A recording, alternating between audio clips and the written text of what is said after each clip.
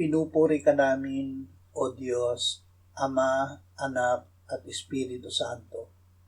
Salamat, Ama, na ibinigay mo sa amin si Jesus na iyong anak, na namatay para sa aming kasalanan, iyong muling binuhay, iniakyat at iniluklok sa iyong kanan sa langit.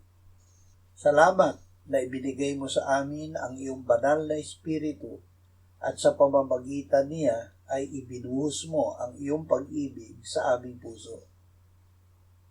Panginoong Hesus, ikaw ang buhay na salita ng Diyos. Tuwing kami ay magbabasa, makikinig at magbubulay-bulay ng Biblia, ang tinig mo ang ibig naming marinig.